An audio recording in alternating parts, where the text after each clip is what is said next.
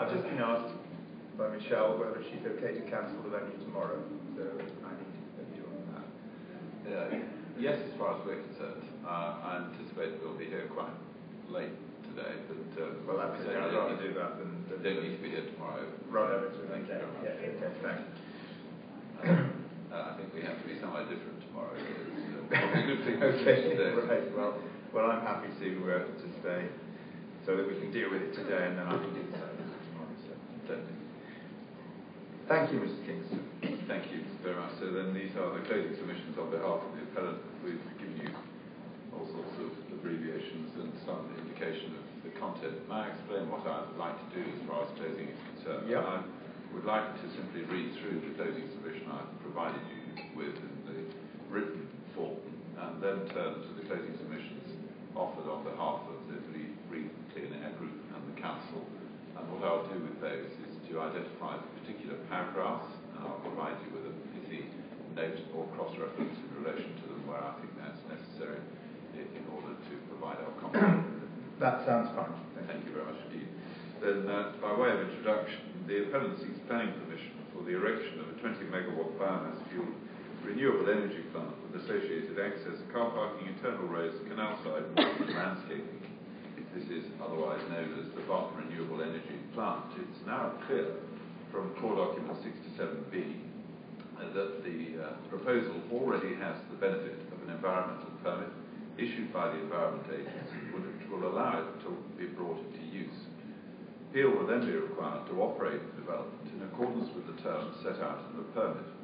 Before granting the environmental permit, the Environment Agency considered in detail the potential for the operation of the BREP to give rise to any significant environmental or health impacts. In view of the decision made by the agency, it can be safely concluded that the plant will not give rise to any significant environmental or health impacts. The proposed development occupies approximately 85% of the main site area and consists of a series of buildings and structures, as well as areas of hard standing, internal roads, car parking and landscaping.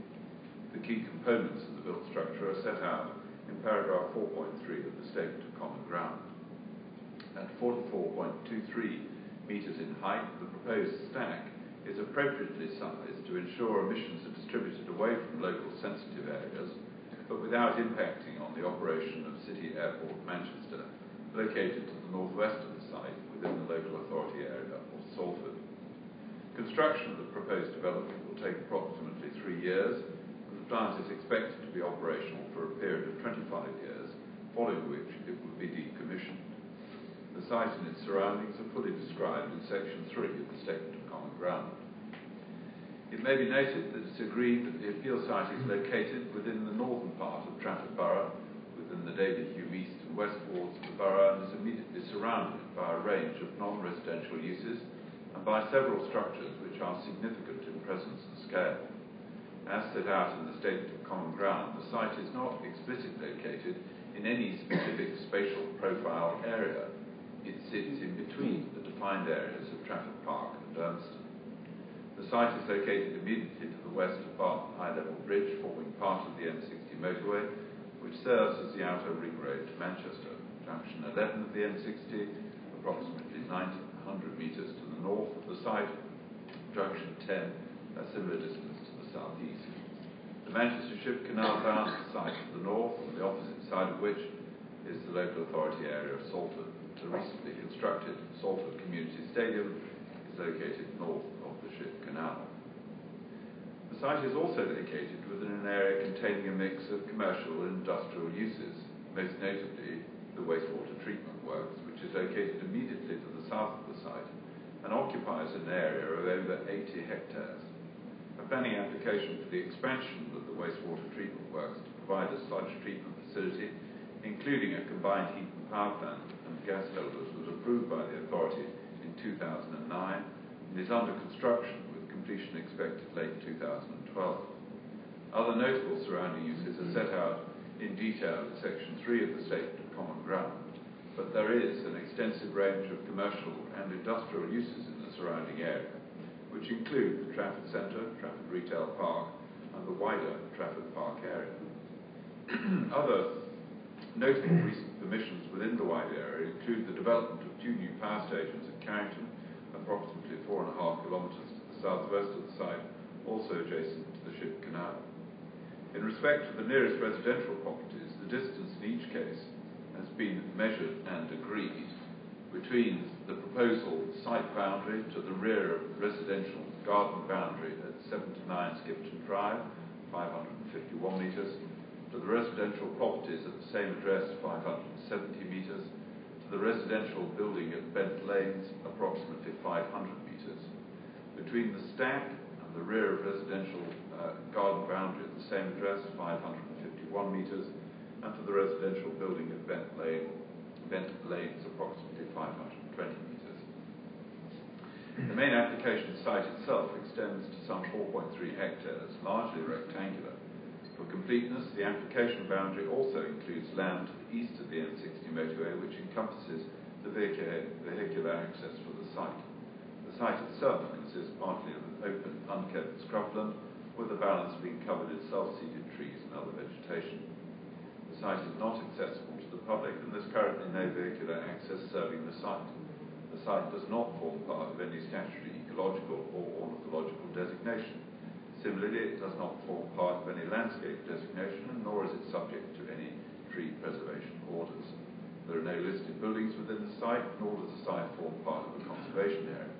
However, there is an air quality management area adjacent to the operational part of the site, and the use of the word adjacent in the footnote is merely to indicate to you that that was the description applied by Dr. Holman to it.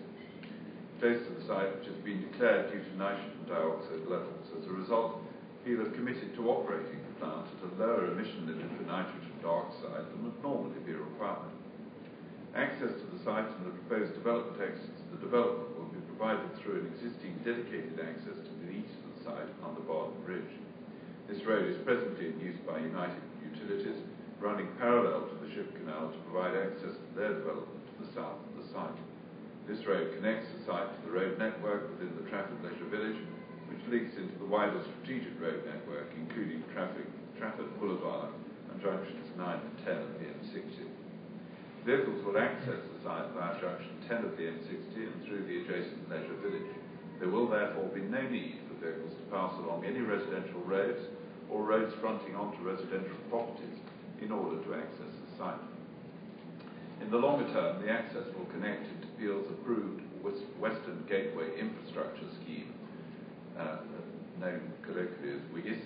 The WIGIS is a major highway scheme which will include a road to draw traffic that would normally travel between junctions 10 and 11 onto a dual carriageway, a swing bridge over the Ship Canal, the closure of the anti-clockwise slip road at junction 10, which will instead be linked to the new road, and an extra anti-clockwise lane between junctions 9 and 10 of the M60. The new road and bridge will also include room for a tram line in case a Metrolink extension to and from the Trafford Centre goes ahead, and will include a new footpath and cycle link across the Ship Canal. Alongside the implementation of the WIGIS scheme, Peel will also be taking forward the implementation of the £120 million Salford Port proposals to create an inland port at Barton, and a substantial investment in roads across Greater Manchester and Merseyside. As is self-evident, the site is located within Greater Manchester, an urban conurbation which has the largest population of any sub-region in the northwest, and is the largest generator of waste, including waste wood, and so you'll see is attested to by the Joint Waste Development Plan document. The site is highly accessible by road, being conveniently located to give access to the strategic road network, and by that means to all parts of the conurbation, without the need for the use of minor or other unsuitable roads. It's also located adjacent to the Ship Canal, providing the opportunity for fuel and residues to be transported by the canal when that's appropriate.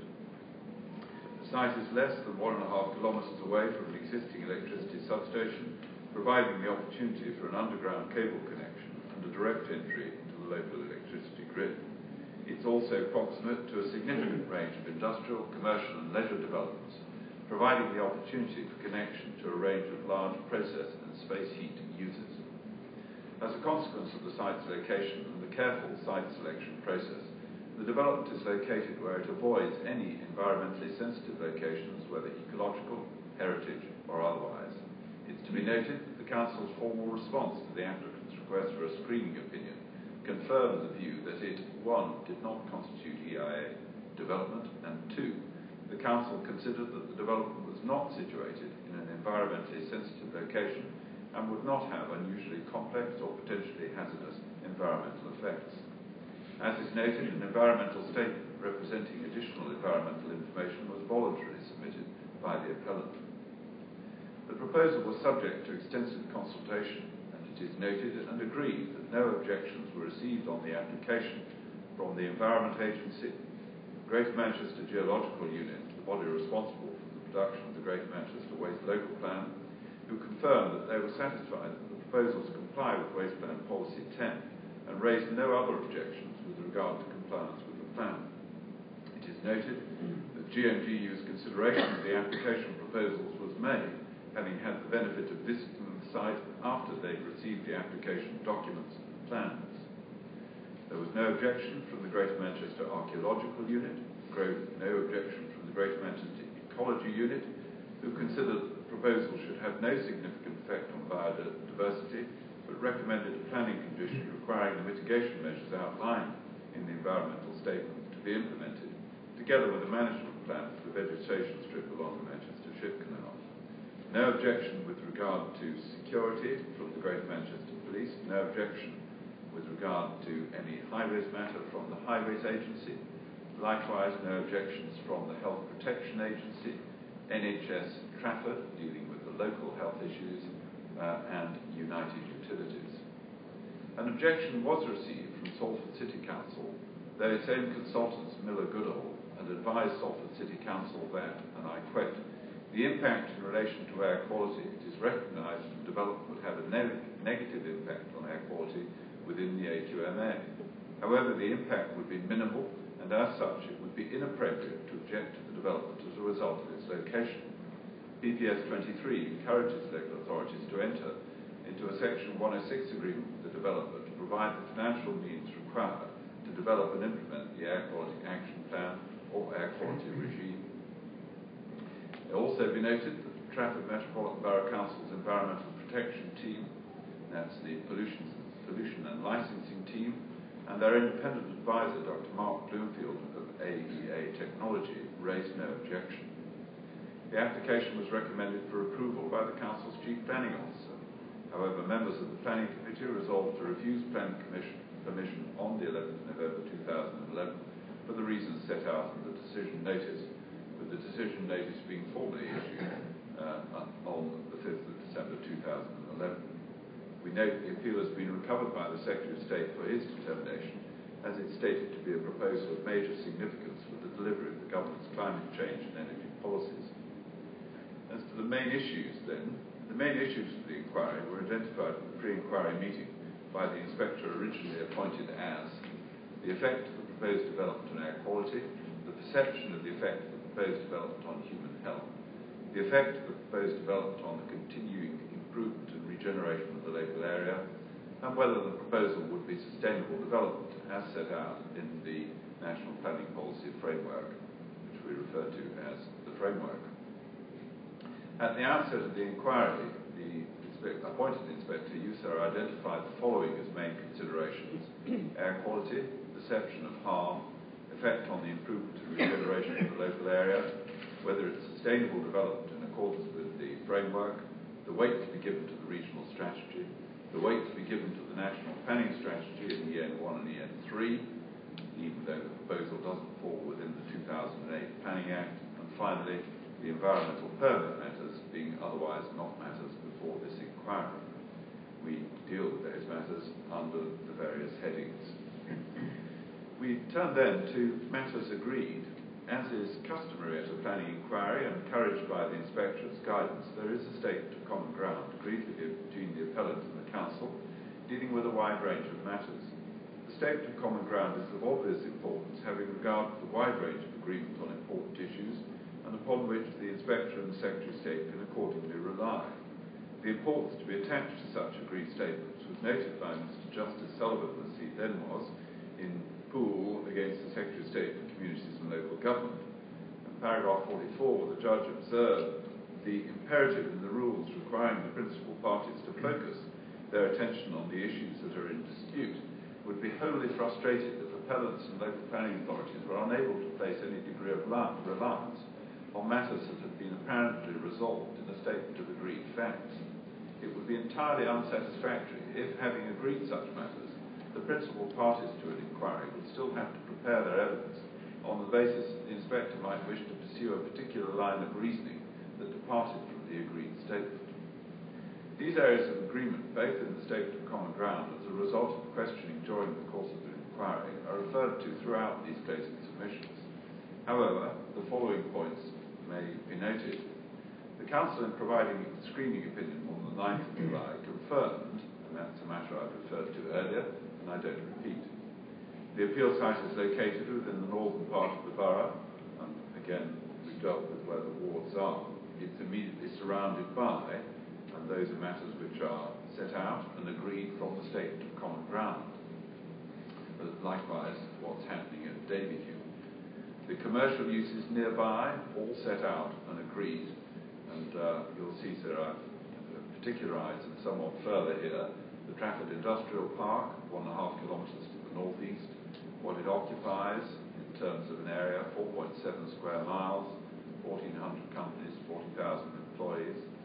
The Dumplington Sewage Treatment Works to the northeast, major visitor attractions such as Manchester United Football Club, Imperial War Museum, the Trafford Centre, located approximately 1 kilometre to the southeast, regional shopping and leisure destination. We provide you with particulars of the floor space, the numbers of people it attracts, and what it consists of. The Trafford Quays Leisure Village, and the components of that we've set out. The Salford Community Stadium, a recently opened 12,000 capacity stadium for the Salford City Reds Rugby League football team, together with associated facilities. The overall planning permission also allows for non-food bulk retail development of approximately 21,500 square metres. Then the Davyhulme Millennium Park and the Trafford Retail Park. We've also referred to and remind you that the planning permission has recently been granted for Fort Salford, which is relevant due both to its scale and proximity to the site. It was agreed in the statement of common ground that the proposal would be capable of producing renewable electricity to be exported to the local electricity grid and renewable heat, which could potentially be exported to local commerce, industry and development. There are no access or parking difficulties associated with the proposed development. A range of environmental and technical issues have been agreed with regard to ecology, the findings of the environmental statement. In that regard, not being challenged, conditions are proposed to require the submission and approval of a detailed landscaping scheme and the undertaking of an ecological enhancement plan. Noise and vibration. A full noise impact assessment of the development has been carried out as part of the environmental statement. This considers the noise impact of the development during both the construction, operational and decommissioning phases, having regard to the baseline noise conditions, and sets out appropriate mitigation measures to control noise emissions at an acceptable and reasonable level. Subject to such measures being undertaken and secured via a planning condition, it's agreed that the proposed development will not give rise to any significant impacts with respect to noise and vibration. Landscape and visual impact. A full landscape and visual impact assessment has been carried out as part of the environmental statement, which identifies that the proposals will only have a visual impact over the landscape and visual amenity of the immediate surroundings of the application site. This influence is likely to diminish with a distance to such an extent beyond 2 kilometres, virtually no impacts of any note have been recorded. The proposed plant will appear well proportioned in both scale and massing, does not dominate any of the views considered within the LIVA, other than those immediately adjacent on the banks of the Manchester Ship Canal. In addition, the architectural style of the building offers the opportunity to create a building which will be a positive contribution to the Manchester Ship Canal and add to the modern transformation of this area currently underway. The findings of the environmental statement with regards to landscape and visual impact have not been challenged, and it's agreed that the proposed development would not give rise to any significant impacts in respect of landscape and visual amenity. With regard to transport, a transport and traffic assessment has been undertaken as part of the environmental statement. This identifies the majority of the proposed development traffic generation will be accounted for by fuel deliveries. The additional vehicle movements to and from the site would represent less than a 1% increase in traffic on the existing surrounding highway network. This increase is classed as negligible in accordance with the Institute of Environmental Management and Assessment Good Practice guidance. It's agreed the development would not have any significant adverse impact on the safe and efficient operation of the existing highway network. With regard to external design, the design of the development is entirely commensurate with its end use, consisting of a series of buildings in a linear arrangement housing various operations associated with the biomass presses. The design, with a mix of modern cladding and glazing, responds to the site setting in providing a frontage and associated landscape screening to the Manchester Ship Canal as a key transport corridor. It is agreed that the design of the development responds to the site setting and constraint and successfully indicates the proposal into its physical setting and provides an attractive frontage to the Ship Canal. Hydrology, flood risk and soils, it's agreed that proposals do not give rise to any significant effects in respect of these factors.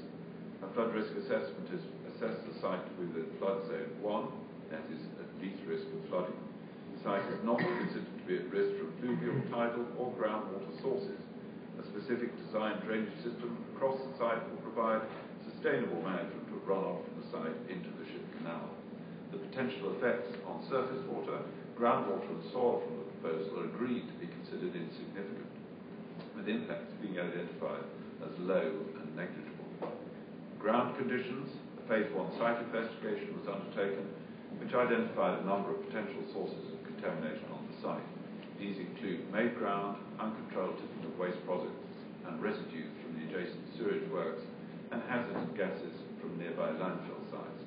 The Council's pollution and licensing team advised that the issues identified were considered capable of being addressed through appropriate works on site prior to commencement of development, and recommended conditions regarding the assessment of detailed contamination risks on site and remediation work as appropriate. And it's against the background then of that extensive list of agreed matters relating to, as I've indicated, ecology, noise, landscape, transport, external design, hydrology, ground conditions, that we turn to the reasons for refusal. As Mr. Singleton identified, no clear reason for refusal were given on the day of the Planning Committee's decision.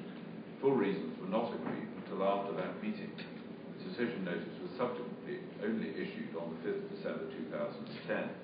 Two grounds of refusal were set out. I don't repeat them, we set them out for convenience here. The evolution of the Council's case during the course of the inquiry has, to say the least, proved somewhat surprising and disappointing. The Council's case is set out in its statement of case and in its reasons for refusal. As Mrs. Harding accepted, the Council had complied with its statutory duty in framing the reasons for refusal. Those requirements are set out in Article 31 of the Development Management Procedure Order. Article 31B provides, as you know, sir, and I don't read it. In that light, Mrs. Harding accepted that all parties could proceed on the basis that the Council's reasons were full and precise. Similarly, in respect to the Planning Inspectorate's guidance, this is reinforced in circumstances where the elected member's decision differs from that recommended by their officers. In that case, I quote, "It's essential that their reasons for doing so are similarly clear, precise and comprehensive." Once again, Mrs. Harding accepted that they had complied. Certainly, so far as Mrs. Harding was concerned, the Council's statement of case contained full particulars of the Council's case.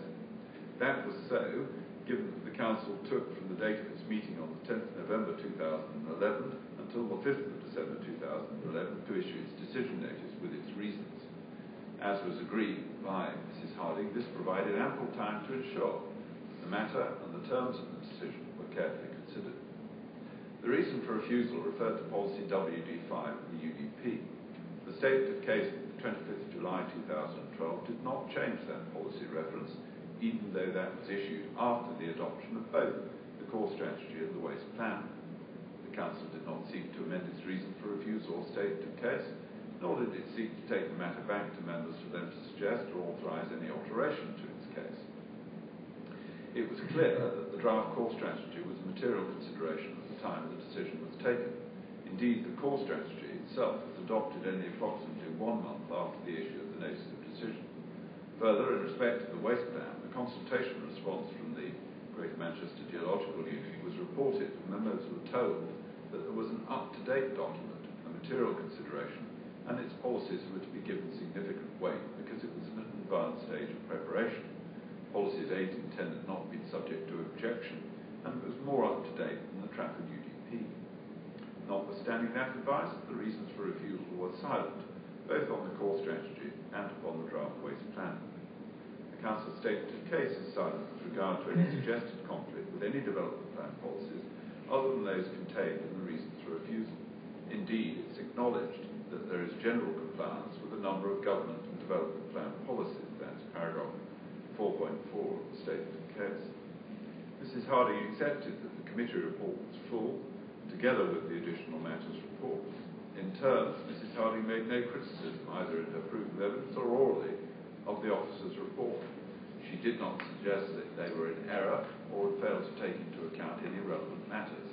It's to be noted, those reports, there is no criticism of the appellants, nor any suggestion that they have failed to provide information which the Council sought. As to sustainable energy production and renewable energy, there is no suggestion that the proposal is in conflict with the government policies, and this was confirmed by Mrs. Harding.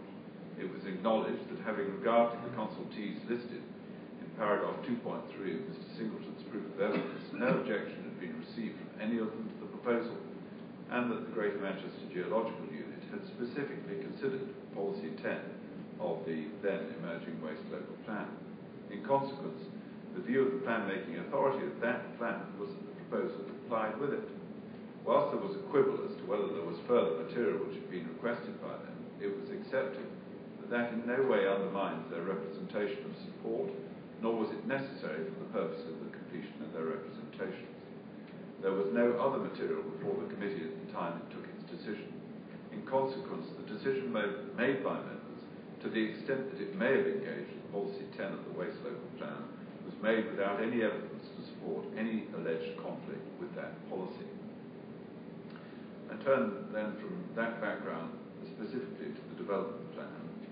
We refer to section 38.6, paragraph 51, paragraph 52.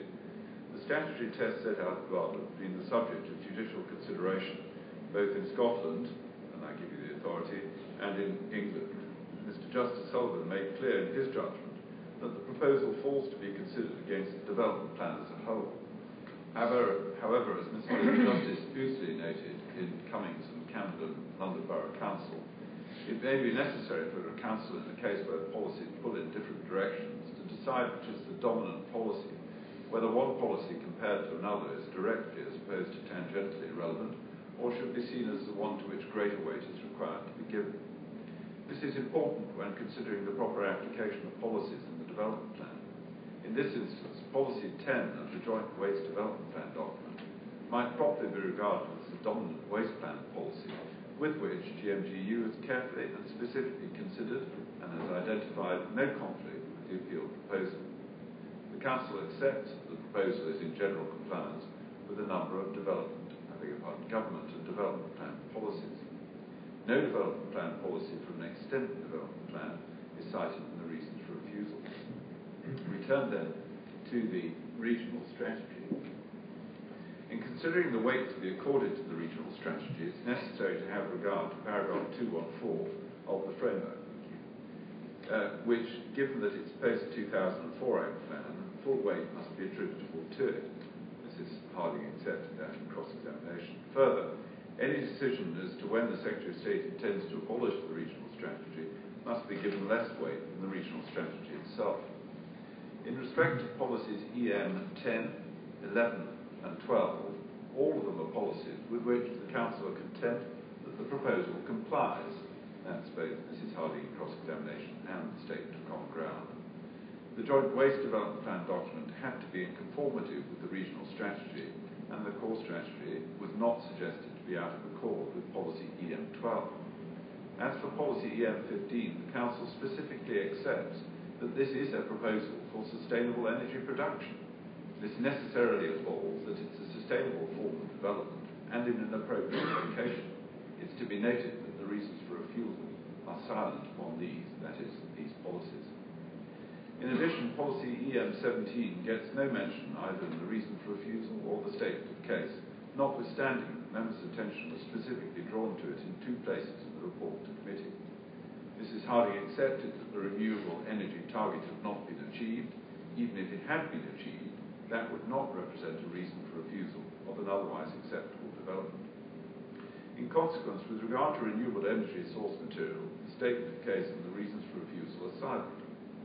The Council seeks to make reference to the DEFRA report in respect of wood fuel sources, but that was known about prior to the conclusion of the Statement of Common Ground, which at a number of points specifically addresses fuel for the plant with no intimation of any difficulty. Indeed, to the contrary, and by way of example, paragraph 7.9 of the Statement of Common Ground identifies the emerging biomass market, the stimulation which would be provided for it, and the beneficial consequences of that occurring. As to the waste stream to support the plant, Mrs. Harding accepted that this was just the sort of issue that the Greater Manchester Geological Unit would be taking an interest in. This is important because in respect of a renewable energy plant fired with wood waste, the GMGU was the authority with both the expertise and the knowledge, and I might just add there, knowledge locally and in detail,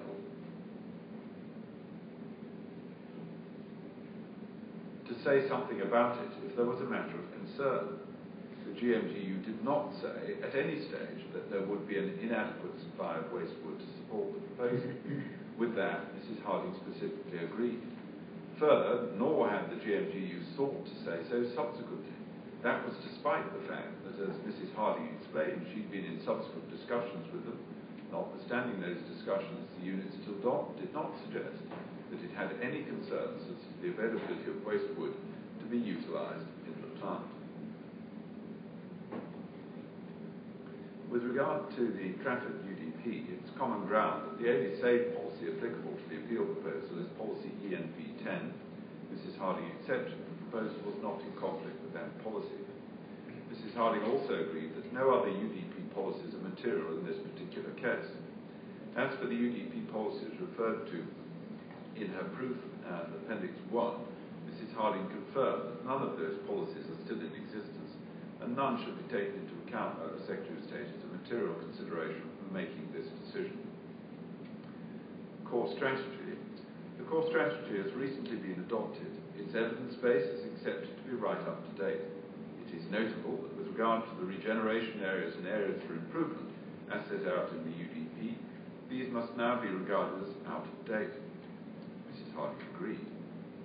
Mrs. Harding specifically agreed the appeal site is located between Trafford Park and Urnston and is not located within any area that has a specific spatial profile. In view of the, if I may say so, pages devoted to that matter in Mr. Fraser's closing submission, you might just want to see what Mrs. Harding said in her proof of evidence. I'll come back to it for more of that excitement later on, but for the moment.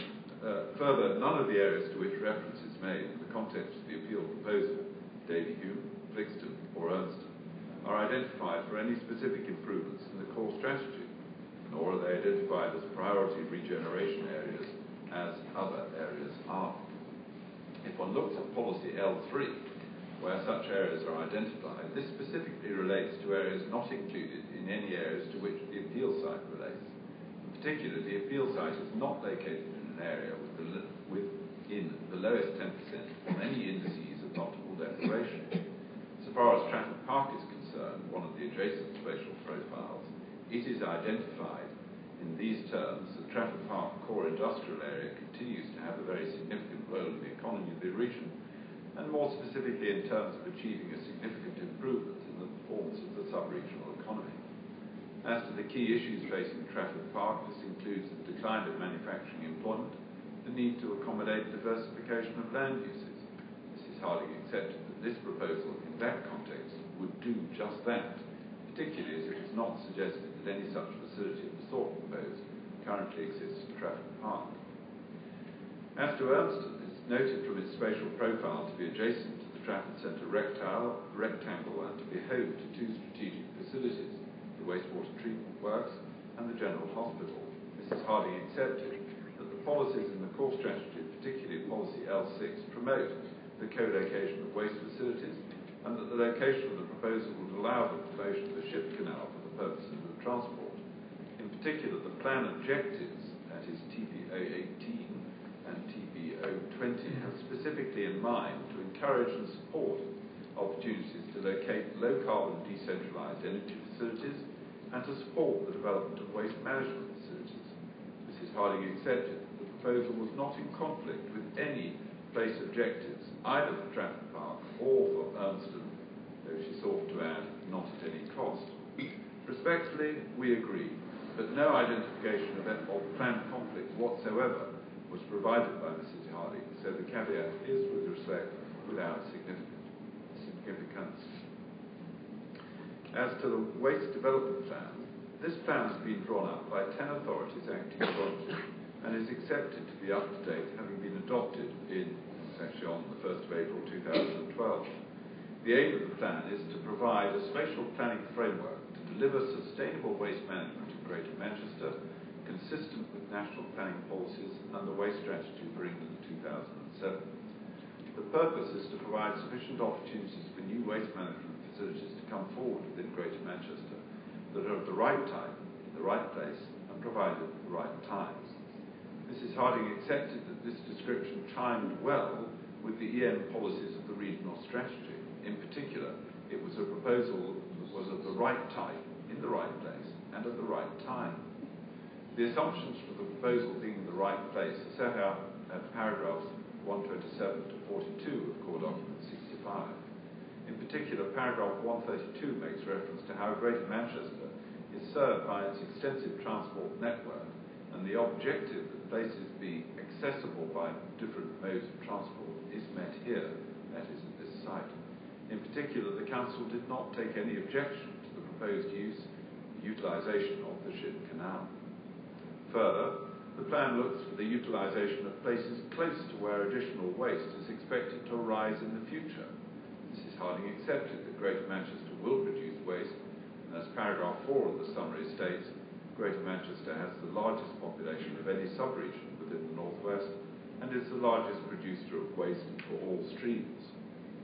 Whilst wastewood is not specifically mentioned there is no indication that it is intended to be accepted from the description of waste streams. The plan also looks for locations of places near to existing waste management facilities. Self-evidently, the wastewater treatment works, recently upgraded, is located next to the appeal proposal.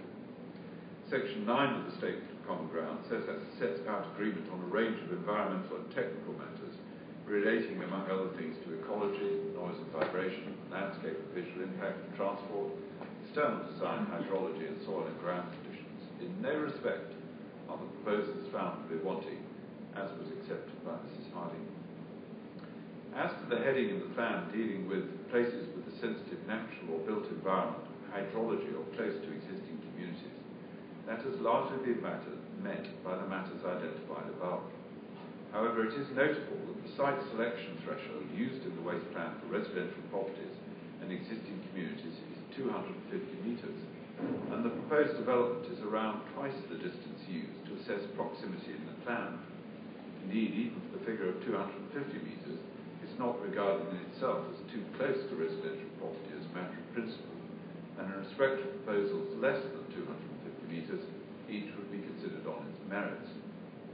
In consequence, applying the development plan approach to the consideration of site selection, the proposed development, as was identified in the sustainability appraisal provided by Scott Wilson, is one which is not at a proximity which could be regarded as inappropriately close to residential properties. Indeed, the plan took account specifically of the proximity of the AQMA, as did the proposal. It is, to say the least, somewhat disappointing that there has been a wholesale failure on the part of Mrs. Harding to acknowledge this. It is particularly unfortunate, given the terms of the planning inspector's procedural guidance, that this clearly relevant fact was not brought to your attention, sir, so that a complete picture, in accordance with those guidance requirements, would be provided to the inquiry. Mrs. Harding's explanation, that I should have said it in my proof, can in no way exculpate her from the consequence of a failure to identify a clear and important material factor in the assessment of this part of the case. The consequences of that omission are self-evident. the Council's case then proceeds on a basis which is directly contrary to the specific basis upon which a part of the development plan has been prepared and found to be sound. It was a fundamental basis upon which the plan was drawn up for there to have been a screening out of locations of residential properties and existing settlements.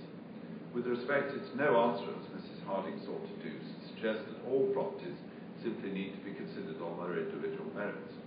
For the Council to suggest then, as a matter of principle, that a site should be regarded as unacceptable when the nearest residential property is in the order of 500 metres away is to attack the basis upon which the plan has been prepared, and waste sites for treatments that include thermal treatment are identified.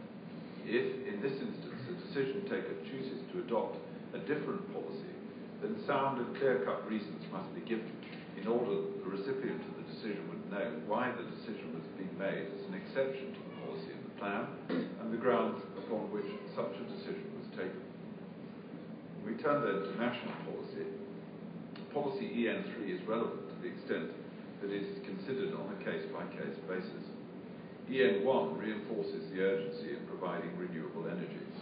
In addition, paragraph 3310 observes that some renewable sources such as wind, solar and tidal are intermittent and cannot be adjusted to meet demand. Mrs. Harding accepted not only these points, but also that government strongly promotes renewable energy proposals such as this. National policy in respect of renewable energy and heat is patently clear on the urgent need to address climate change and deliver low-carbon solutions. This includes the need to provide for a dramatic increase in renewable energy production capacity, which could hardly be given greater weight in government policy. In this regard, one may note the terms of the Secretary of State's letter covering jurisdiction in respect of this appeal. In addition to the benefits of the proposal in respect of waste diversion, the proposal accords so clearly with government policy on renewable and carbon reduction and energy security that cannot, we think, be understated. Localism.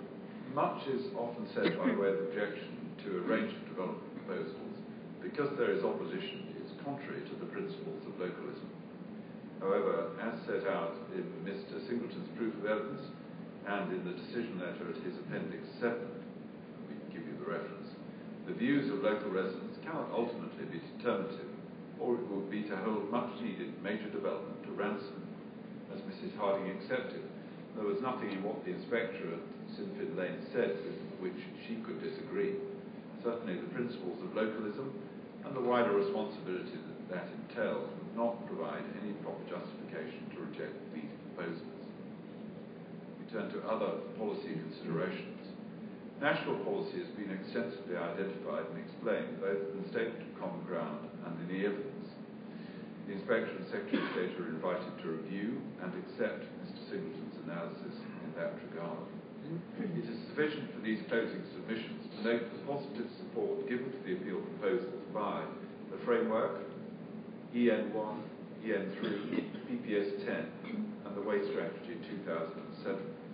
That support for the proposal is both in the context of sustainable renewable energy generation and sustainable waste management.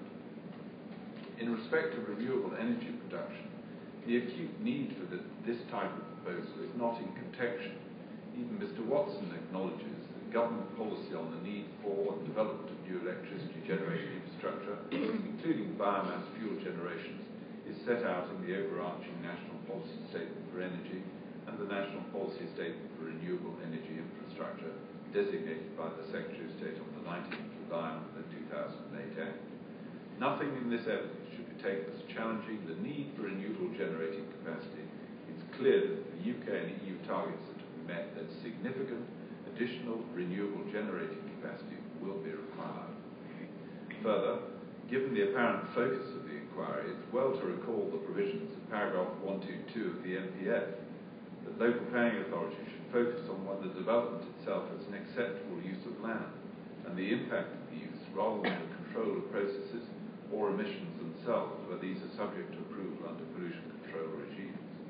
LPA should assume that these regimes will operate effectively. Equally, where a planning decision has been made of a particular development, the planning issue should not be revisited through the permitting regime operated by pollution control authorities. If one considers the approach in the Cornwall decision, Mr. Singleton's Appendix 5, there would be significant adverse policy implications of not proceeding with the proposal.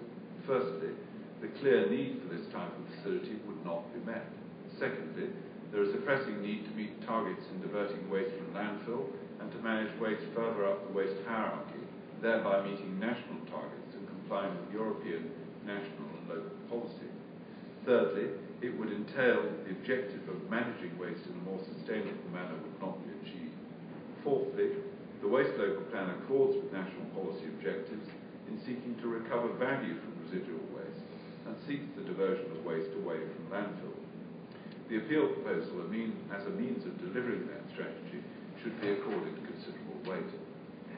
The benefits of the proposal should also be recognised and accorded great weight. The facility would divert waste away from landfill, enable the Greater Manchester area to meet national and EU targets for reducing the proportion of wood waste going to landfill. This benefit, we submit, should be given very great weight. The proposal would move the management of waste up the waste hierarchy. In short, there is significant recognised accord of the proposal with national policy. We turn then to air quality.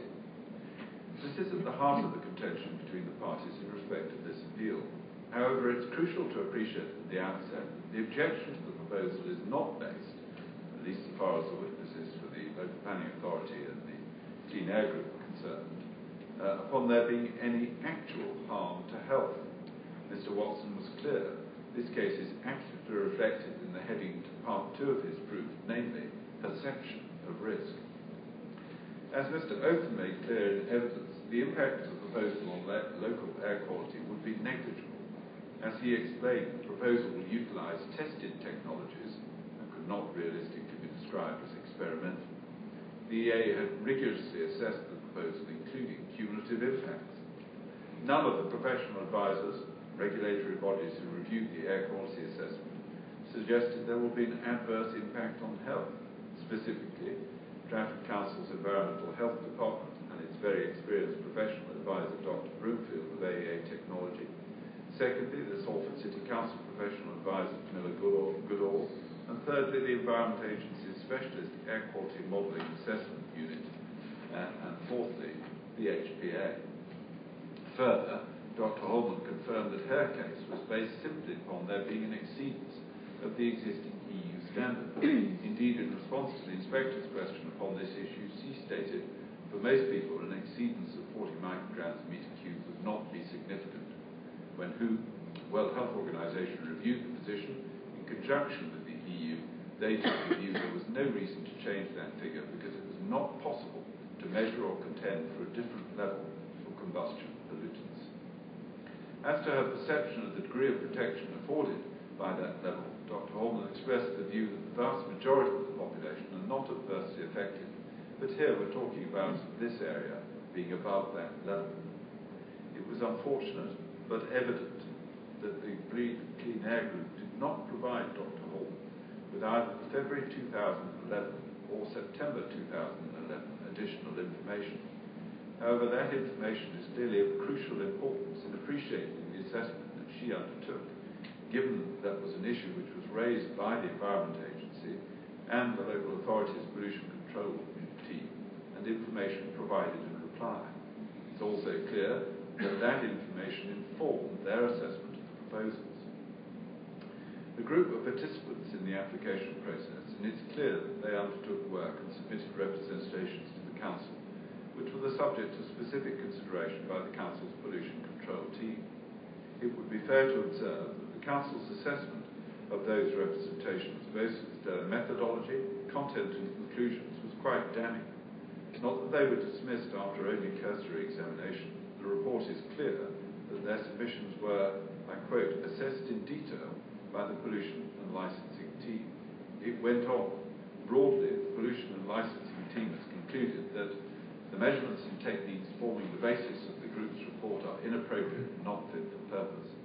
The Trafford Air Quality Strategy is competent and fit for purpose, and the group's report is based on serious misunderstandings of the air quality regime.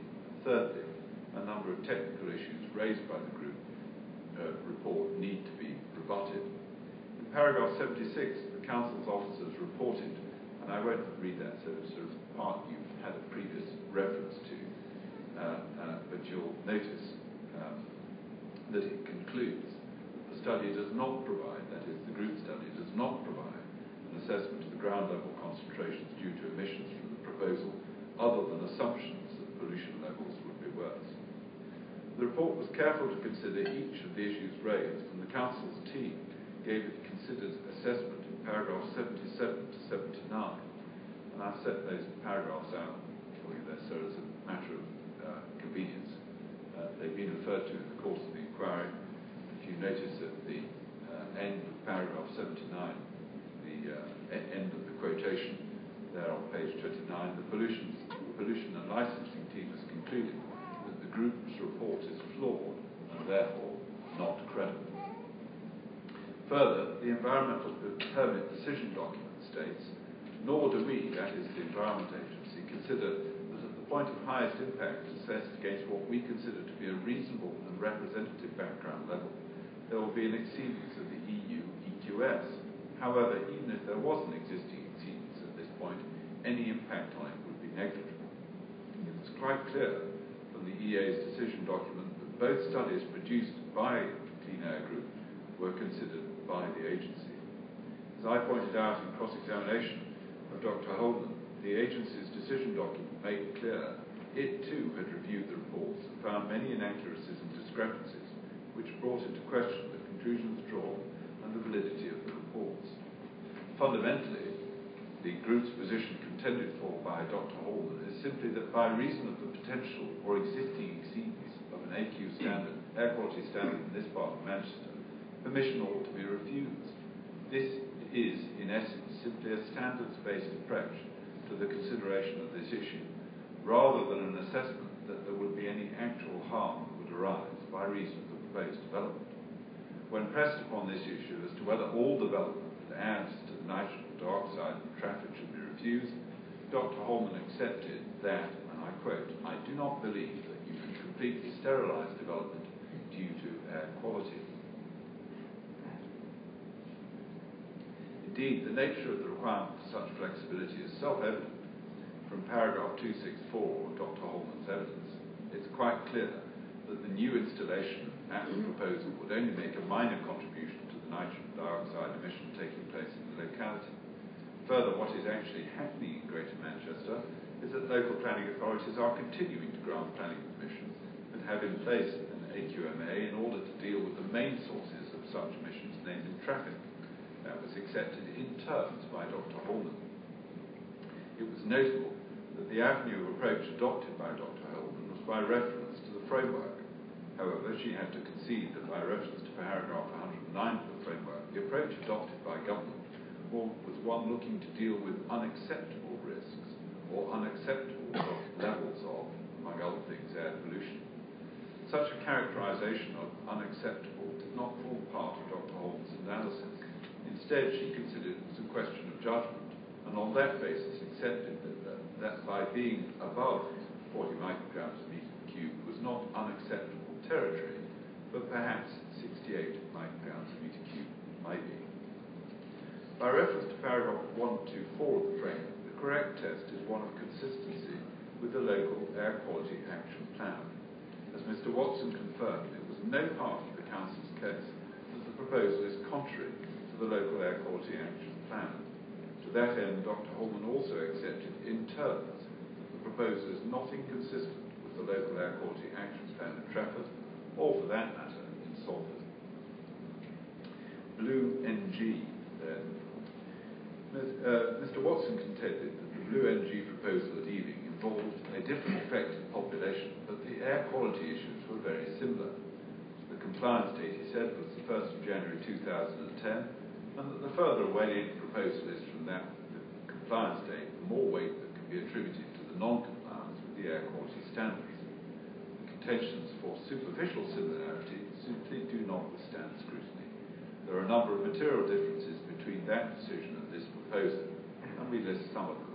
Firstly, the absence in Blue NG of an environmental permit. Secondly, the absence of comment from the HPA or the local health authority.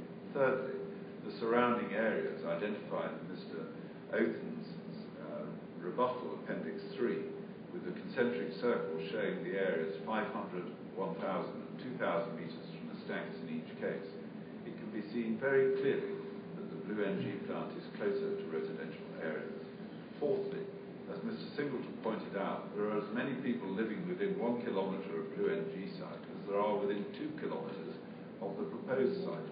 On any measure, this does not lead to the conclusion that the surrounding area surrounding this proposal is densely populated. Fifthly, the highest predicted impact of the nitrogen oxide emissions from the Blue NG scheme occurs in an AQMA at a point of relevant exposure. The highest predicted impact of the nitrogen dioxide emissions from this proposal is in the canal. And finally, the predicted impact of the Blue NG scheme at a relevant receptor of 1.1 micrograms per metre cubed was higher than the equivalent for this proposal at 0.69 micrograms per metre cubed. The predicted peak impacts for the Blue NG plant occur in areas where the background levels are clearly higher than the air quality objective at 49 to 62 micrograms per metre cubed, whereas the peak impacts for the occur in areas where the background level is below or at worst around 40 micrograms per metre cubed.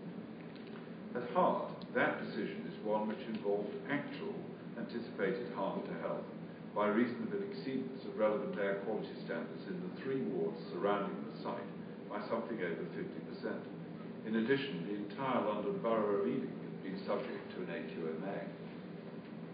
However, as the local planning authority was keen to reiterate on more than one occasion, its case to this inquiry is exclusively directed and solely to the perception of harm to health.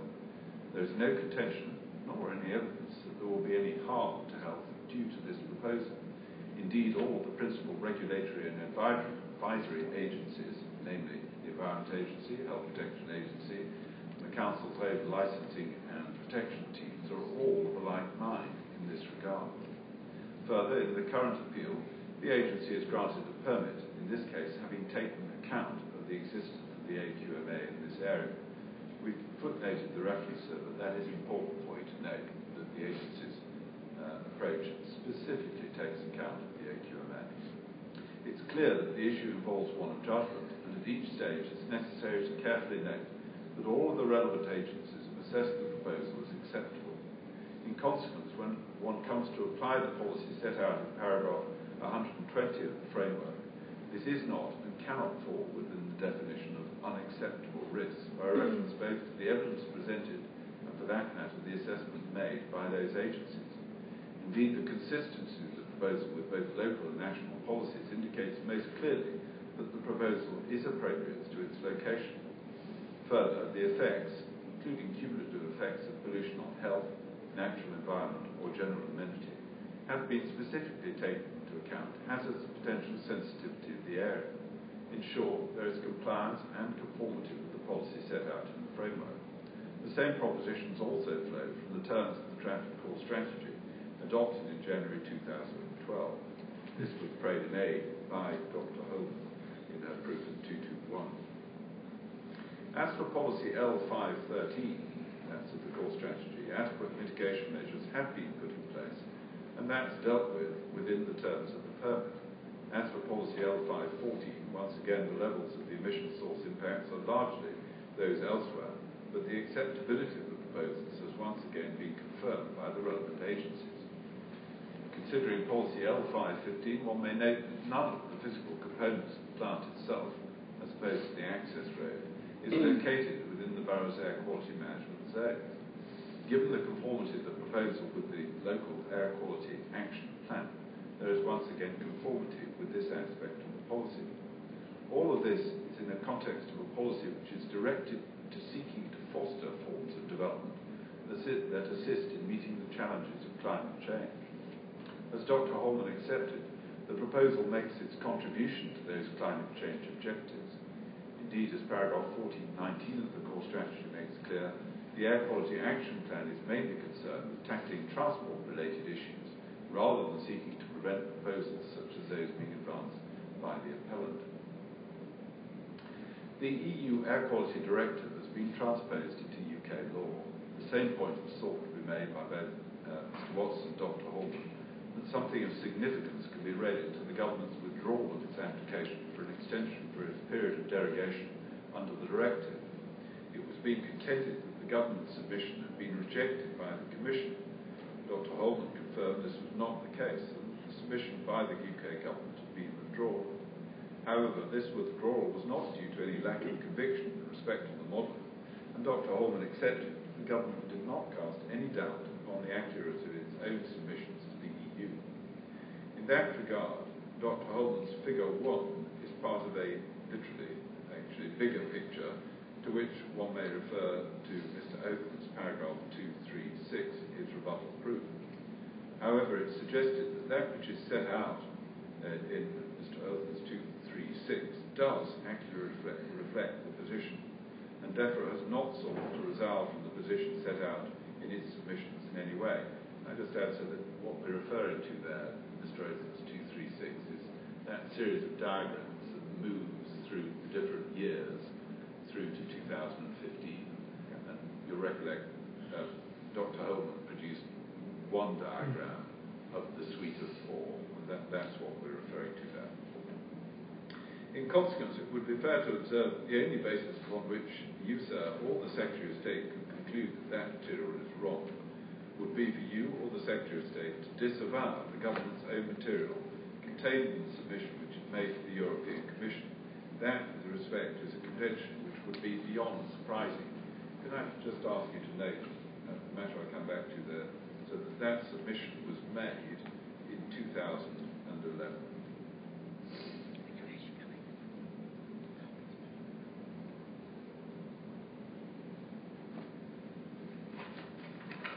As Dr. Holman also accepted, not only did the permit and the permit conditions expressly have regard to the location of the proposal, but also Mr. Oatham's view as to its acceptability is specifically endorsed by the agency, the Council's licensing pollution control team, the Council's external independent consultants, as well as other agencies dealing with health protection.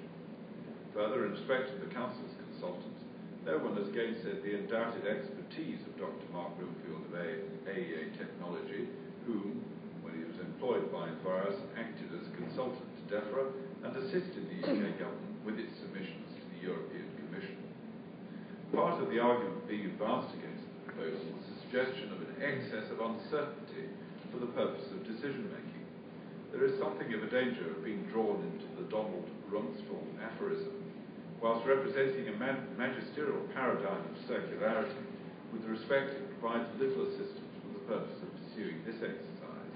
What we do know, and Dr. Holman accepted, is that by reference to the EA, that is Environment Agency decision document, page 26, the agency were able to, I quote, screen out insignificant emissions. Both the 1% and 10% thresholds still provided a substantial safety margin, which once again provides a proper and sensible objective basis to recognise the approach adopted by the Environment Agency and other agencies. A brief word about the chemistry module. This has already been dealt with extensively in evidence, but irrespective of the position with regard to the chemistry model, the agency has concluded, we can therefore conclude that assuming that the existing background levels already exceed the EU EQS, that process contribution is negligible. Further, the agency went on, the impact will be small and localised. Compliance with the EU EQS is assessed over the Greater Manchester geographic area as a whole, and so we do not consider that the installation will affect whether there is overall compliance or not.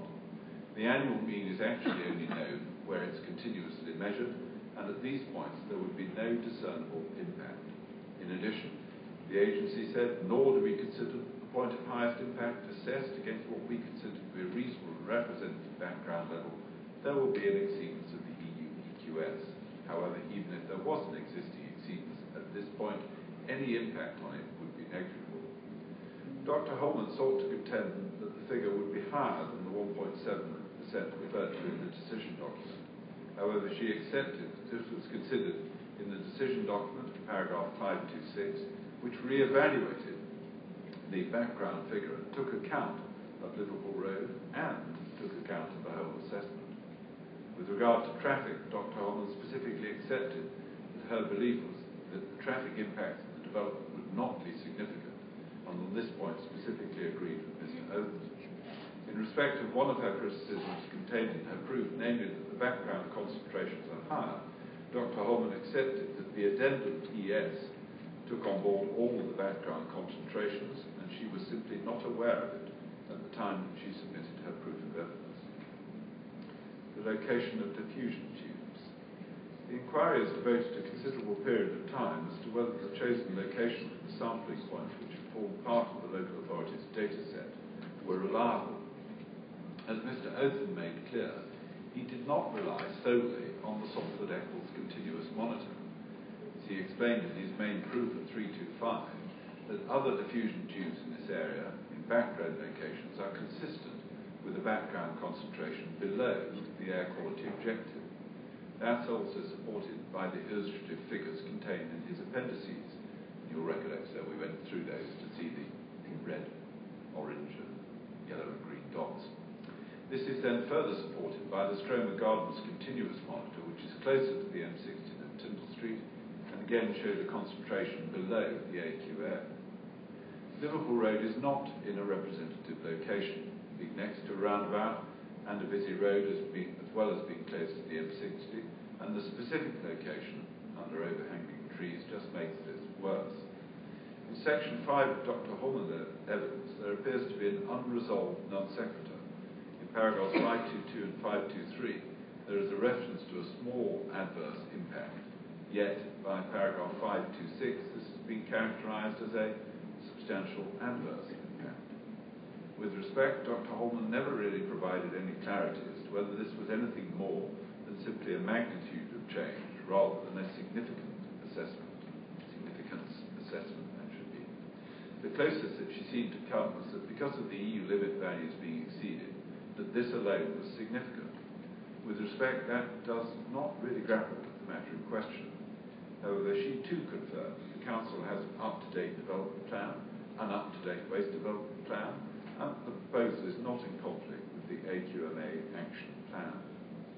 In respect to such of the health concerns that have been raised by various parties, Professor Bridges has helpfully provided a report on the state of knowledge of the effect of emissions from modern waste-to-energy plants on the health of local communities. That evidence is authoritative and is commended to the Secretary of State.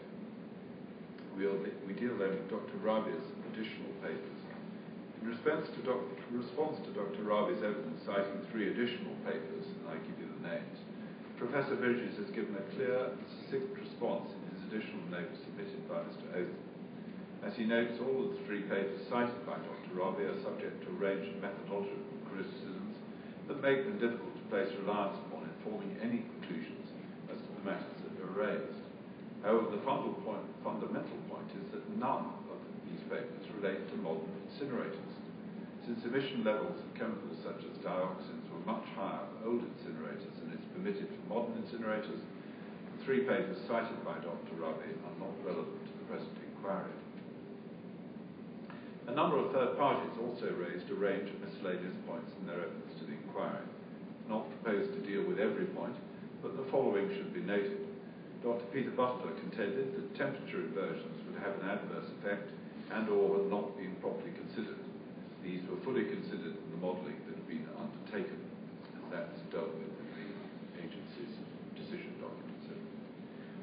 Secondly, one of the points that was made by Joe Burgess was that the HPA recognised food as a key route and went on to suggest that nobody will be able to eat homegrown food. With respect, that is clearly not what the HPA said. Thirdly, it was suggested by Mr. Peter Gilbert that Mr. Oaten had said that plasma gasification is best available technology. That is not correct. Perception of harm. The Council's second reason for refusal is founded on public perceptions regarding the possible risk of an impact on health of those living within local communities. This issue has also been raised by a number of local residents and third parties in their written representations. As already observed, this reason for refusal is concerned only with perceptions as opposed to the possible impact and does not allege that there would be any such impact on health. The Council's stated case has not at any time deviated from this position. This was reiterated in the oral evidence and the answers to me in cross-examination from both Mr. Watson and Mrs. Harding. As was acknowledged in the appellant's opening submissions, as well as the evidence of Mr. Singleton, perception of harm to health is capable, as a matter of law, of constituting a material consideration in the determination of a planning appeal. However, this proposition must be applied with caution. In Gateshead Metropolitan Borough Council against the Secretary of State, where there was public concern about an increase in the emissions of noxious substances from a proposed clinical waste incinerator, Lord Justice Glidewell in the Court of Appeal, with whom the other Lord Justices agreed, held that if public concern could not be objectively justified, then it could not be conclusive. He continued, if it were, no industrial, indeed very little development of any kind, would ever be permitted. Further, the Secretary of State's policy in dealing with proposals such as this is one which does not accord material, let alone decisive weight to perception as a factor in the planning balance. National policy makes it clear that matters of health and pollution are the responsibility of the pollution control regime and not the planning process. PPS 10 remains part of government policy. The first point to note from the national policy is that a clear distinction is drawn between the pollution control regime and the planning system. PPS 10 explains that the pollution control and planning system regimes are separate but complementary. The former seeks to prevent pollution through the adoption of measures to restrict or prohibit the release of substances to the environment to the lowest practicable level. It also ensures that ambient air and water quality standards which guard against impacts to the environment and to human health. In contrast, the planning system controls the use of land and the development of land in the public interest. Paragraph 26 of PPS 10 makes the point that in the determination of a planning application for waste management facilities, planning authorities should, I quote, concern themselves with implementing the planning strategy of the development plan and not with the control processes which are a matter for the pollution control authorities. PPS 10 further explains that planning authorities should work on the assumption that the relevant pollution control regime will be properly applied and enforced. That too is a proposition with which the relevant witnesses for both the Council and the group concurred without demur. I then, so for convenience, quote PPS 10, paragraphs 27, 30 and 31. I don't read them because they're familiar to you. Paragraph 146, where it also be noted that the inspector in the Ince Marsh case followed that reasoning. He said, the position giving rise to doubts in the mind of the public concerned over the health effects of incineration of waste is one that is in direct conflict with the position taken by the government in the statement of national policy. Such a statement will not satisfy everyone, but should act to allay anxiety amongst the public at large. My conclusion is that although the proposal raises public anxiety, this should not carry great weight in relation to planning decisions on the proposal before the Secretary of State. This stance continues to be the view held by the Secretary of State. In the recent decision on the proposed waste-to-energy plant in Cornwall, the Secretary of State said that he agreed with the inspector's reasoning and conclusions with regard to the impact of the proposal on health, as set out in the inspector's report. He agrees that there is nothing arising from the evidence in this case to justify taking a different view from the national policy, that the use of the facility would affect the health of those living in the locality, and there is nothing in the evidence to warrant an intervention in the matter which is properly dealt with by another regulatory regime, that of the permit. It's pertinent to note that this position was upheld in the High Court and subsequently in the Court of Appeal. The issue of public perception of health impacts was also considered in the recent Sinford Lane Derby appeal. In that case, the inspector noted that the HBA and the Primary Care Trust had not objected to the proposals, and that, in issuing a permit for the proposed plant, the Environment Agency had accepted the soundness of the conclusions reached in the appellant's health impact assessment. The inspector commented, whilst I understand the concerns expressed by those in the local community as to potential health impact, these concerns are not supported by any objective review of the evidence. They are also not supported by those who have a responsibility for safeguarding public health. The inspector concluded that there was no evidence that the proposal would adversely affect the health of local people, and hence no conflict with any of the related development plan policies in this regard. As was identified by the inspector in that decision, the City Council suggests this is an unusual case. In my experience, most major proposals for waste management facilities are deeply controversial. Dealing specifically with the issues of perception, he found I give the benefits that will be generated by the proposed development very substantial weight, particularly in respect to the waste management and renewable energy benefits.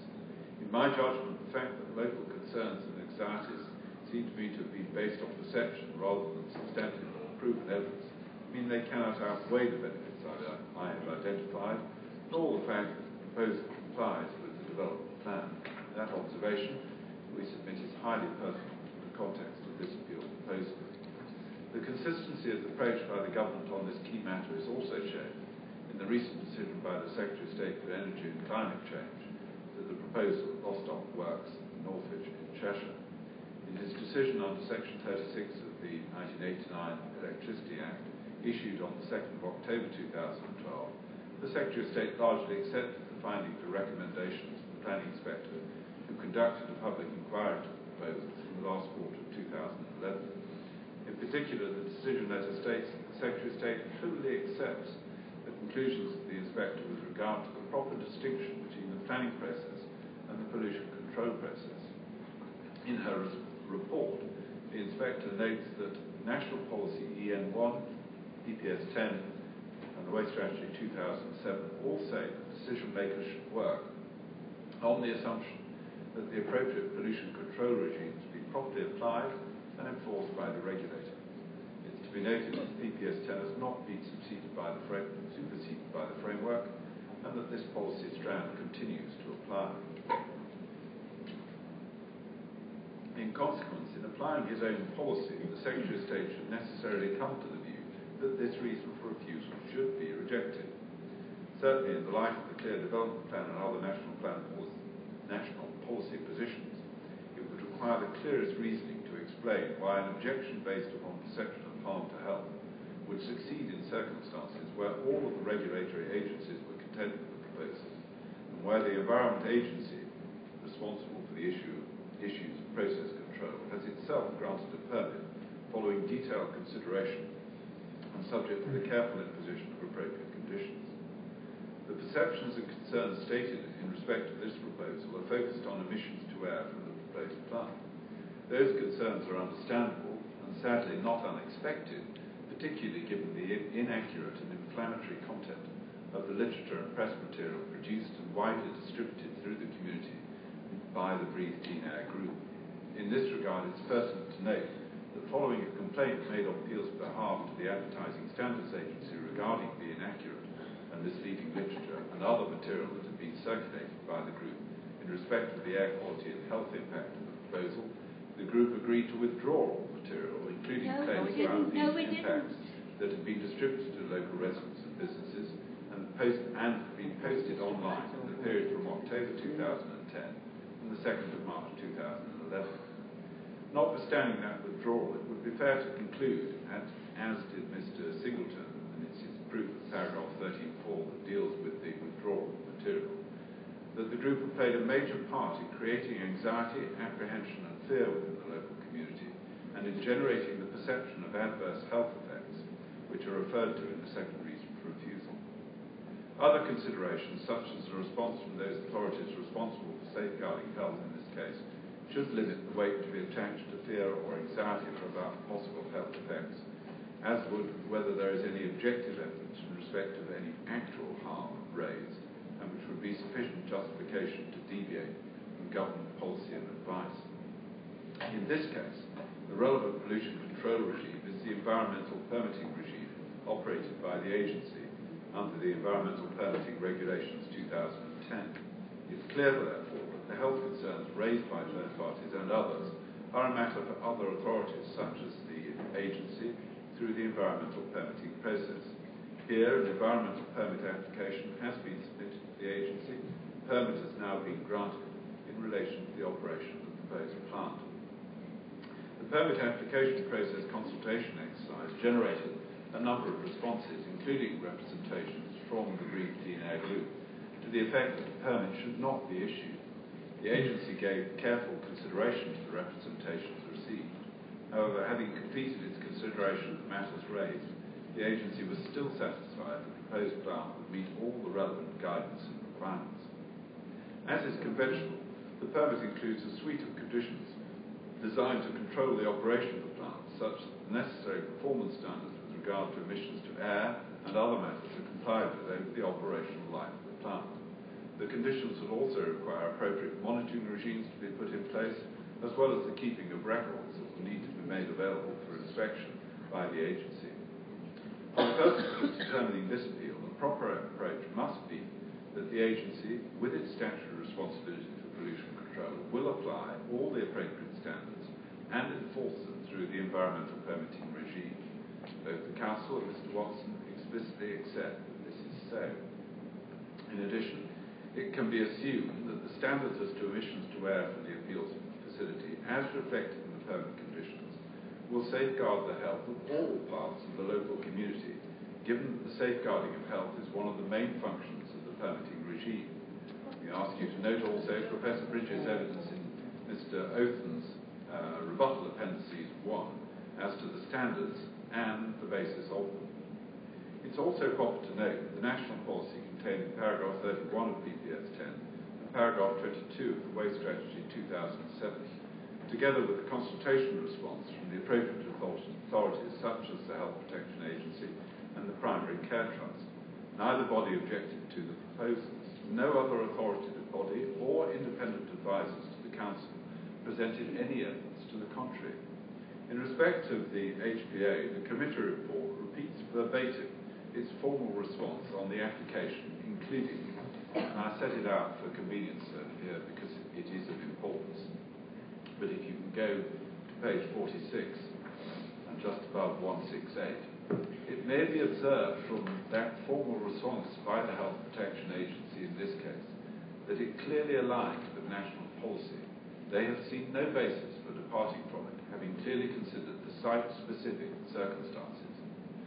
It is respectfully submitted that for public anxiety of the section to be afforded any weight, and in this appeal to be given sufficient weight so as to warrant a departure from clearly established government material policy and the development plan, such perceptions would need to be justified by objective evidence.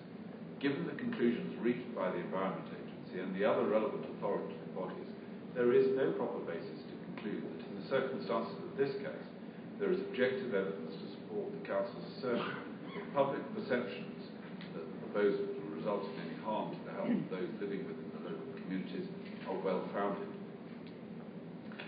Excuse me.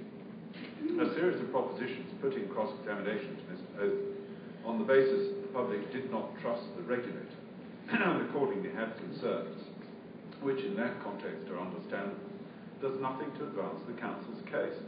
That case solely depends upon the Secretary of State denying the explicit policy presumptions of PPS 10 that the pollution control regime will be operated effectively. All the evidence overwhelmingly points to the conclusion that the appeal proposal will result in a modern, well-run facility operating in line with current pollution control techniques and standards required and controlled by the environmental permit, which will pose little risk to human health. I turn then, if I may, to regeneration. The Council's first reason for refusal seeks to contend that there will be an adverse economic impact on identified areas arising from the proposed development. That contention was explored during the course of the inquiry. For the reasons that follow, it's clear that neither the location of the appeal site nor the areas that are surrounding it have shown or will show, if planning permission is granted, any material adverse impact arising from the proposal. A number of discrete topics arose under this heading when seeking to explore these contentions, and these are set out below. Firstly, levels of deprivation. At paragraph 682 of Mrs. Harding's evidence, she indicated, overall, the wards of Davyhulme East and West, Flixton and Urmston have a reasonable economy and a standard of living, and do not demonstrate high levels of deprivation against indices of deprivation. However, by resort to subdivided special output areas, a suggestion was made that high levels of deprivation did exist. However, Mrs. Harding's Table 3 on page 46 of her proof of evidence makes clear that there are lower unemployment levels in the borough as a whole, or for that matter in England, and a lower level of inactive people both within the borough and in England. Indeed, there's a higher level of employment relative to the borough and English averages, save in respect to Davyhulme, which is at about the borough level. Furthermore, the mean gross weekly household income is also higher than that within the North West. As Table 5 of Mrs. Harding's evidence also makes clear, there is good access to employment, with a high proportion of those employed being within 10 kilometres of their place of work. Table 8 also indicates the high levels of home ownership which occur in Trafford and Emerson, as well as, for that matter, East and West Davyhulme and Flixton. Core Document 62, the core strategy, also makes clear that in respect of the Urmston spatial profile, there is no reference to deprivation or lack of employment. It's clearly not some element of oversight, as in respect of Old Trafford and Partington, the Council has specifically identified when deprivation is a factor of material concern. Similarly, in respect of Urmston, there's no suggestion that the town centre or shopping area is otherwise than thriving. By reference to Mrs. Harding's paragraph 682, the only area identified is the super-layer lower output area, which is below ward level. That is hardly surprising in any city in this country, and is not identified as being a feature of importance to address in any development plan document which is up to date and produced by the Council. What then of Urmston Town Centre? Mrs. Harding accepted the Council had made a quite deliberate change from the UDP to the core strategy in respect of regeneration action, and acknowledged that the major town centre scheme at Eden Square is bucking the trend, with construction almost complete. Indeed, as that development, all of the housing units have been sold. As to retail development, I give you her paragraph references, Phase 2 is now nearing completion, having achieved a number of significant pre-lets in advance of construction. Urmston's catchment is noted to be affluent, has already moved significantly up the national rankings of shopping destinations, and Urmston's expected to rise significantly in the ranking of Northwest retail destinations. Indeed, the most recent health check identified that only some 9.5% of units were vacant, well below the national average of 14 to 15%, and those vacancies also include those in the rather more problematic Victoria Parade, which will inevitably have been impacted upon by the new Eden Square development that the Council has supported. It was not seriously contended, and for very good reason, that the appeal proposal has not been the subject of a blanket of publicity within the local area. Yet, notwithstanding that publicity, all of these developments have occurred, and during the currency of that publicity, as Mrs. Harding accepted. In short, Mrs. Harding was not able to point to a single item of what's happening in Urmston Town Centre being disadvantaged by the appeal proposal. Far from it. Urmston is in a healthy state in economic terms, has continued to thrive through the currency of the promotion of the proposal, both at application and appeal stage. Mrs. Harding was apparently unaware of the Cornwall decision, and that it also involved the consideration of an argument as to adverse impact in that case upon the China clay communities, which were a priority for economic regeneration. Reference in that decision was made to evidence that was advanced in respect of other energy from waste proposals elsewhere in the country. That demonstrated that food processing companies were not deterred from setting up near to energy from waste plants, and that companies do not, as a matter of principle, automatically shy away from such plants. A decision later made reference to the report produced by DTZ PIDA that had been commissioned by East Sussex County Council when considering a proposed energy from waste plant at Newhaven in East Sussex. Surprisingly, although Mrs. Harding acknowledged that she was aware of the DTZ report, she wrote a proof of evidence but omitted to make any reference to it. This was a second instance of a failure to follow the relevant PIN's guidance on the duties of an expert witness to a public inquiry. Whilst a secondary feature in the consideration of the merits of this case, the Secretary of State has previously indicated via planning inspector's policy a concern to ensure that the evidence presented at public inquiry properly faces up to and deals with matters of significance. What's notable is that in the context of the Cornwall decision letter, the Secretary of State, paragraph 25, specifically endorses the inspector's conclusion that there is no evidence that the proposal would adversely affect the regeneration of the China clay communities by deterring economic investment, or that it would impinge upon the county's tourist trade, agriculture, or food processing industry. In terms, the Secretary of State accepted the reasoning of his inspector, Mr. Robertson. Nor is this an isolated, albeit recent instance of the Secretary of State accepting that position. At Battlefield Farm, the inspector carefully examined the potential impact of the proposed plant upon agriculture, food production and processing, which were acknowledged as being very important for the local economy. Once again, paragraphs 97 to 99, the inspector rejected those contentions.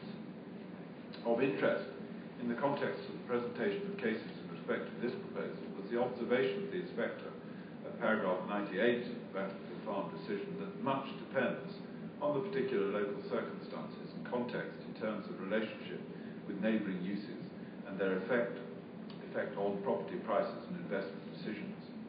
On that basis, the inspector attributed little weight to the experience in those other locations due to the lack of local relevance to the case before him. The Council appeared to view this as an opportunity to present a different case, namely to ignore all the other circumstances where economic adverse impact had been pursued and rejected by the Secretary of State, and simply concentrate on this side, an approach which denied the relevance of the material produced by Mrs. Harding. For our part, we do not go so far as to suggest that the Secretary of State ignores the approach taken elsewhere, but we are entirely content that the Secretary of State bears in mind the specific evidence which has been advanced and scrutinised in the context of this site. As has been identified, there is no evidence whatsoever of any adverse impact upon any economic activity, whether commercial or residential development, arising from the promotion and knowledge of the appeal proposal. Indeed, the only evidence put forward on behalf of the Council by Mrs. Harding specifically and in terms acknowledged that not only is there no evidence of deterrence to economic activity arising by this proposal in the area of Manchester, to the reverse, there is positive evidence of there being no deterrent effect. The attacking cross-examination of Mr. Singleton on Mr. Hetherington's report is to be seen in the context of the Council having no evidence of its own, and Mr. Hetherington producing largely, and that should be factual,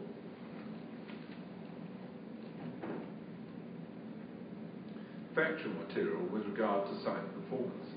In the Sinfin decision, the inspector in paragraph 61 makes a similar point with regard to ongoing investment in housing proposals.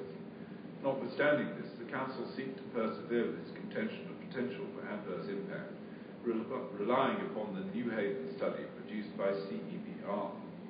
Although that study is referred to in paragraphs 621 and 2 of Mrs. Harding's evidence, along with the New Haven study itself, what was not provided to the inquiry was the local plan inspector's conclusions. When questioned again in cross-examination, Mrs. Harding accepted that it was quite clear that the inspector rejected the conclusions of the CEBR report and noted that once again that had not been provided to the inquiry, notwithstanding her clear knowledge of it.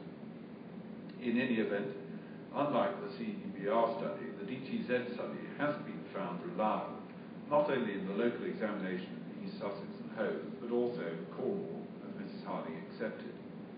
Mrs. Harding then sought to argue that the DTZ report could be minimised in its significance by reference to industrial or commercial activity rather than residential prices. When the conclusions of Mr. Robinson's decision letter at Sinfin Lane were put to her, she accepted that residential house prices are not a material consideration, but then sought to suggest that they were some form of indicator of attraction. As has already been indicated in this case, there is no absence of residential attraction to Barton and the surrounding area, notwithstanding the blanket publicity related to these proposals. Mrs. Harding was forced to accept in terms that everyone knew about this proposal. However, she sought to then suggest that that would not necessarily mean they would have been affected by it. With respect, that is precisely the point. Notwithstanding the extensive knowledge of this proposal, there has been no shortage of fugitive purchasers and purchasers for properties both residential and commercial in the area. We turn then to Woodsend Circle.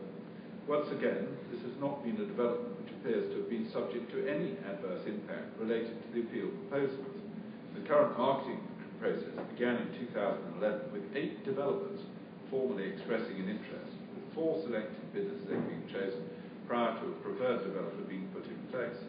This did not betoken any difficulty in attracting developers. And in short, there's no evidence of any lack of interest or deterrent to interest arising from this proposal. Mrs. Harding had to acknowledge that in this regard she had no definitive evidence of impact.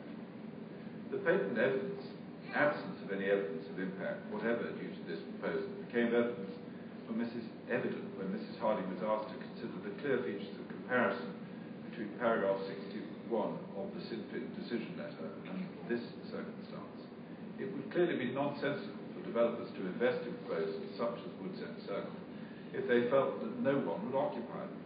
Mrs. Harding's source suggests that a developer may well invest in the site, leaving open the option to carry out development at a later stage.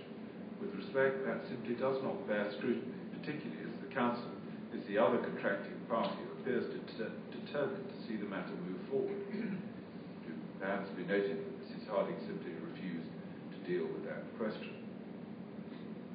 Indeed, when it was in terms put to her as to where her evidence of a deterrent effect of the proposal on housing or development sites could be found, the most she could say that it was, I quote, very difficult at this stage to say there were any development deterrent effects, and that it was, again I quote, very difficult to say developments would not be carried out by developers. But she suggested that values would not be what they should be. It is to be noted that Mrs. Harding had no expertise or experience or qualifications in property valuation. Further, she had not sought to bring forward any evidence by someone who is so suitably qualified and experienced in order to assist USER in that regard.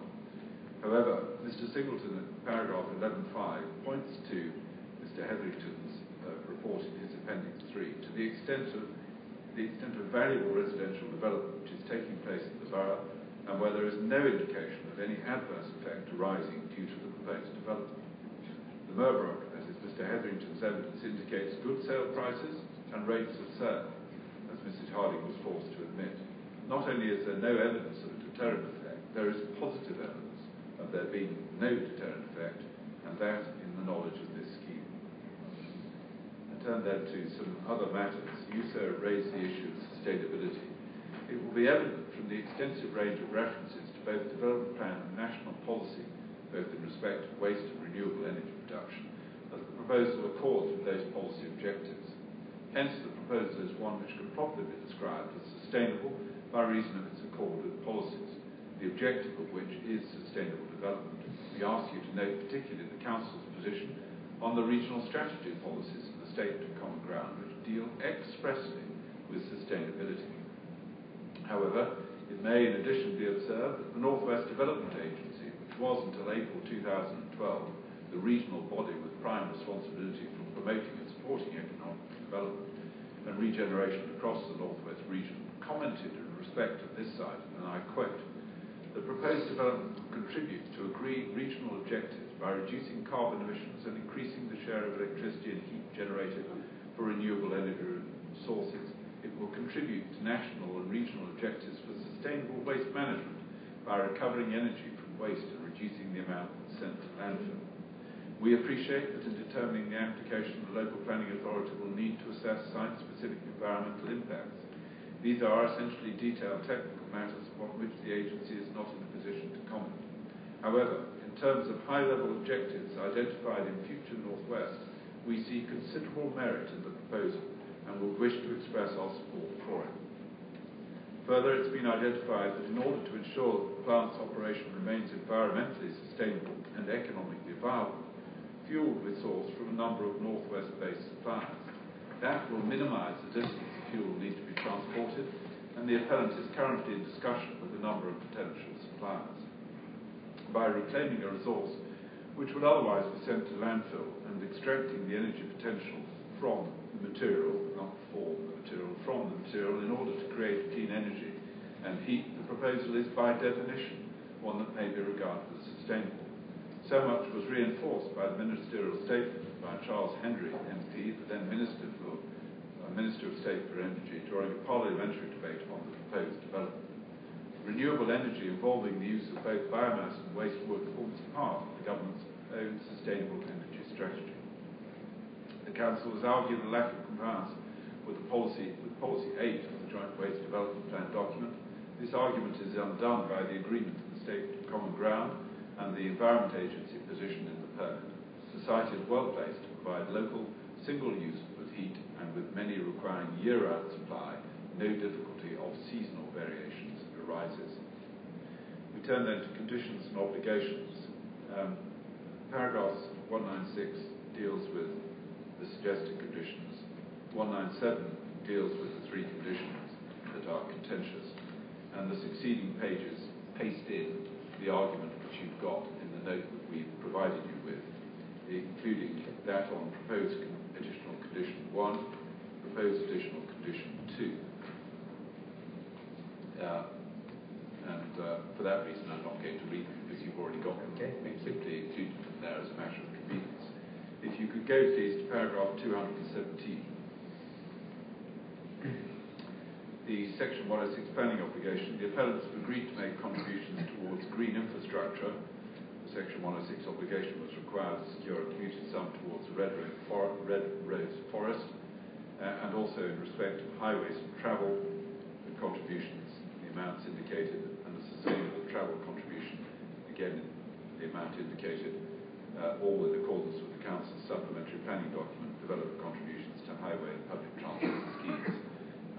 And paragraph 218, the Section 106 obligation is in an agreed and executed form.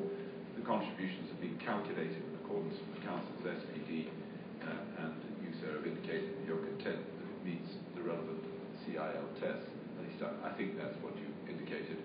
No doubt seems to have arisen in that regard, and I've included it for obvious reasons. As you're aware, there have been the odd legal challenge with regard to whether CIL tests are being met, and it's necessary, therefore, to ensure it's covered both in closing and in your decision letter. If I may then, I turn to some briefly expressed conclusions.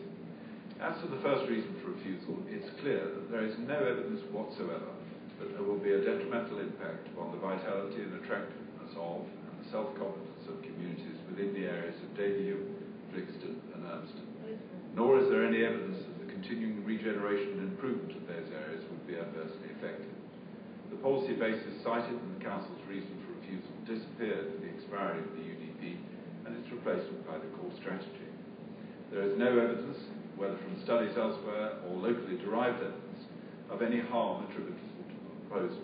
To the contrary, Mrs. Harding was compelled to concede in terms that there is positive evidence for the absence of harm, and in respect of a period during which there was very extensive public comment in the media regarding the appeal proposal. In addition, the Council sought to run their argument upon a diametrically inconsistent basis. The Council contended for evidence based upon the New Haven study and the CEBR report. When it was conceded that these reports had been considered as specifically rejected, both by the original inspector at the East Sussex and Hove Waste Local Plan, as well as subsequently at decisions such as Cornwall, the Council changed tack and said only local evidence would be relevant. However, not one appeal decision to which references have been made during the inquiry supports the Council's contention. Both looking at experience elsewhere and the appeal decisions at Cornwall, Sinfield and Battlefield Enterprise Park, the inspectors encountered the self-same argument and rejected it each time. In the context of the appeal proposal, the only evidence of local impact is that provided via Mr. Singleton and Mr. Hetherington's report. Much of Mr. Fraser's cross-examination sought to pursue this argument.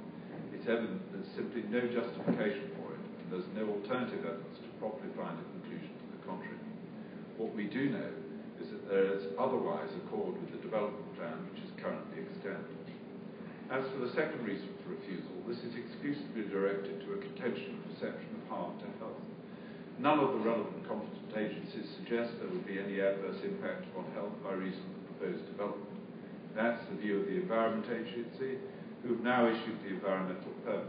It was and is the view of the Council's Environmental Protection Team. It's also the view of the Council's external air quality consultant, Dr. Broomfield, and Salford City Council's external consultant, Miller Goodall.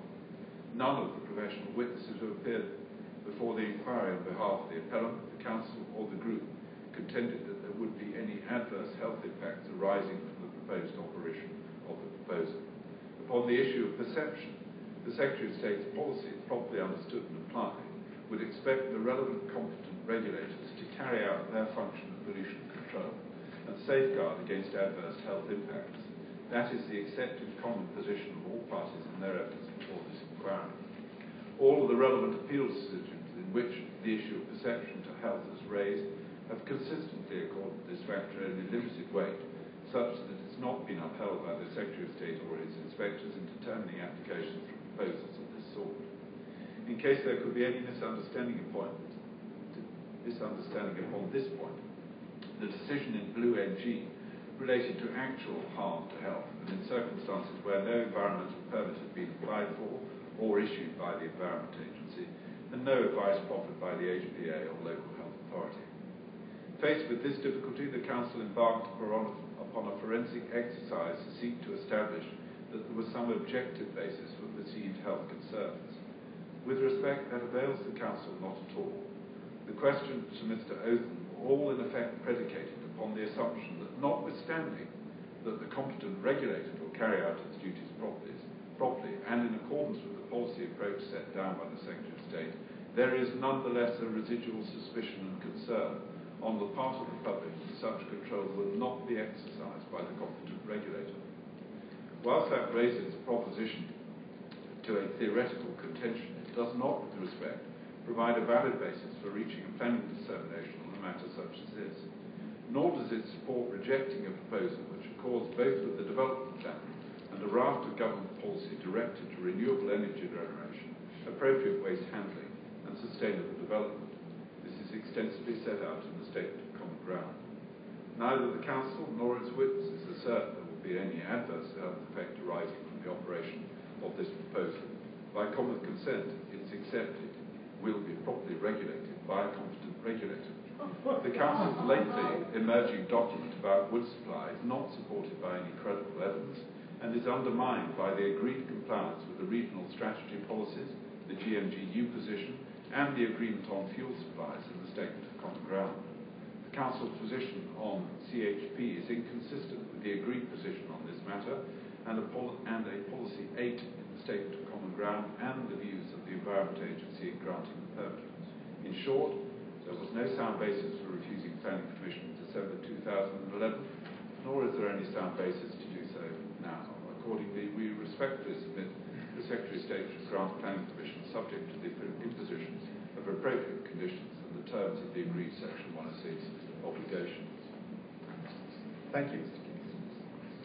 Thank you, sir.